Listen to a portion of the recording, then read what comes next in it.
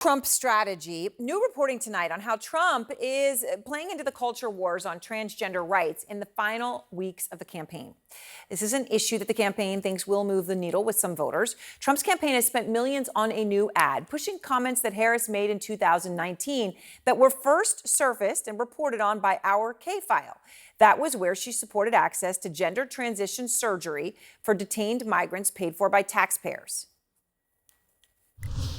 Kamala supports taxpayer-funded sex changes for prisoners. Surgery. For prisoners. For prisoners. Every transgender inmate in the prison system would have access. It's hard to believe, but it's true. Even the liberal media was shocked Kamala supports taxpayer-funded sex changes for prisoners and illegal aliens. Every transgender inmate would have access. Kamala's for they, them. President Trump is for you. And Mark Caputo is out front now. Mark, obviously, you've been talking to your many sources in the inner circle of the Trump campaign and the Trump world. Harris's team says this is not a policy she is proposing or running on in this election. They obviously can't dispute that is what she said her stance was. Obviously, it's very clear. You report, though, that Trump world sees a big opening here and that ad is airing in 7 battleground states right now. Do they have data that makes them think this will work? I think when you look at the polling, it generally shows that while Americans have, on the whole, the majority, the plurality, no problems with adults being transgender, they start to disfavor transgender surgeries for minors, transgender athletes in women's sports, and taxpayer or insurance subsidies for transgender surgeries. And this hits that latter point. And unlike all the other issues, this is one where the Trump campaign, in the polling at least, sees a clear advantage, and that's what campaigns do. Now, this is a very fraught topic, obviously, and it's very emotional. The advocates point out, look, most people aren't talking about this. This is not a top issue. The economy is, immigration is, abortion is. The Trump campaign counters that, well, yes, that might be the case. The reality is, while this is not a top issue for people, this is an issue that lots of people talk about and people have strong emotions over.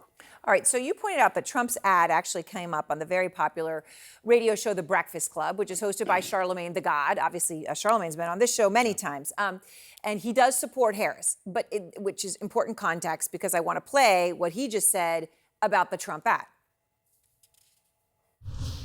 When you hear the narrator say Kamala supports taxpayer-funded sex changes for prisoners, that one line, I was like, hell no, I don't want my taxpayer dollars going to that. I definitely see that. She did that ad was effective. I don't think I would have paid that commercial no attention if it was any other time. But when you're watching football and you just what the hell? In between big commercials, they give you this? So, okay, Charlemagne's, just responding there emotionally. What voters do they think this hurts Harris most with? A variety. Obviously, African-American men, that's whom you just quoted speaking or played the tape of, suburban women, and also just a passel of other swing voters, soft Democrats, Republicans who want to stay home. Obviously, this really stirs up social conservatives, and Trump's had a little bit of a problem with his base in some quarters because of his mixed messaging on abortion. This is a way to sort of reel them back. All right, Mark, I appreciate you and your reporting as always. Thank you. And I want to go now to Sophia Nelson, J.D. Vance's former Yale Law School classmate and close friend for a decade. Many of our viewers, Sophia, remember you from the last time when you were on talking about, your long friendship with J.D. Vance and his wife. Now, you have also been a vocal defender of trans rights. And when we last spoke, you shared that Vance had supported you when you had your own gender-affirming surgery. He brought you baked goods as you recovered. This was in 2012. So what's your reaction when you hear Mark's reporting that Trump and Vance are going all in on this issue? And obviously you could see for yourself an ad like that, was airing during football yesterday.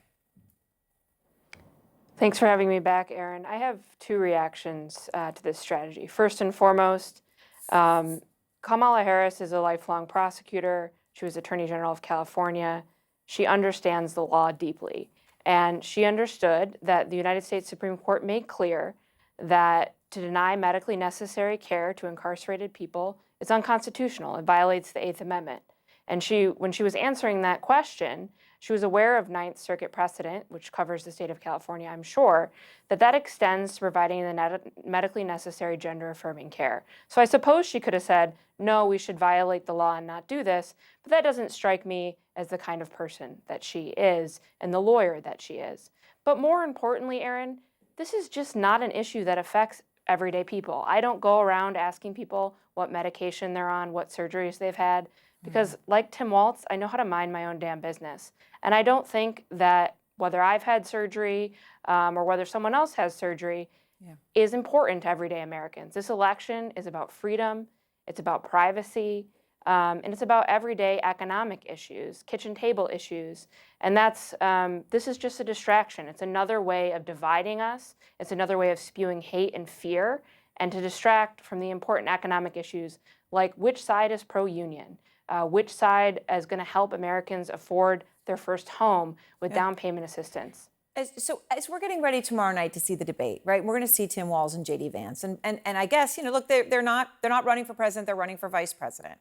But it is a test for how Americans connect with them and what they hear. Policy, but also connection. And that's why I want to ask you in the context of how well you knew J.D. Vance. You had shared a message that he sent with us, that he sent to you in 2016. And he apologized for describing you in his book, Hillbilly Elegy, as an extremely progressive lesbian. That was the quote in the book. So in this message that you shared, he writes to you, he calls you Sophs, his nickname, and he says, I recognize now that this may not accurately reflect how you think of yourself, and for that, I'm really sorry. I hope you recognize that the description came from a place of ignorance when I first started writing years ago. I hope you're not offended, but if you are, I'm sorry. Love you, JD. That obviously is a very different person in terms of these issues and perspectives than we all hear now. I wonder, Sophia, when you look at it now and you're getting ready to watch him tomorrow night, who do you think the real JD Vance is? Yeah, could the real J.D. Vance please stand up? I don't think anybody knows, right? We've had many different iterations of J.D. Vance. He's a chameleon, he's a fraud, and he's out for power and wealth. And I think that shows that's why he's wildly unpopular, because the American people value authenticity. And this is, I think, actually ties into the trans rights issue, Aaron, because what I'm seeking and what all trans people are seeking is the right to live their authentic lives, to be their authentic selves. And that makes you happier and it makes you less angry. And I think, it might be easier for J.D. Vance to order donuts without looking weird if he could be his authentic self. And he might have a thing or two to learn from trans people is all I'm saying. So, one of the people that we understand is helping him prepare is another very talented lawyer. You all were a group of very talented young lawyers going through law school friends. It's his wife, Usha. You know her well. You were at their wedding. So, what role do you think she's playing? What advice do you think she's giving him? Well, I've thought a lot about Usha in the wake of Laura Loomer's extremely racist attacks on Vice President Harris for her racial background. Right, the curry at the White House. Yeah. Yes, and the call center. It's just horrific, degrading, dehumanizing comments. And, what we have here is J.D. Vance and Donald Trump are bullies. They're name-calling. And there's nothing too low, whether it's intellectual disability, someone's race, their sexual orientation. Nothing is off limits. They will name call about literally everything. And that's because they're trying to divide us, to distract us from the issues that matter. All right. Well, Sophia, I appreciate your time. I'm glad to see you again. Thank you. All right. Thank you for having me, Aaron. All right.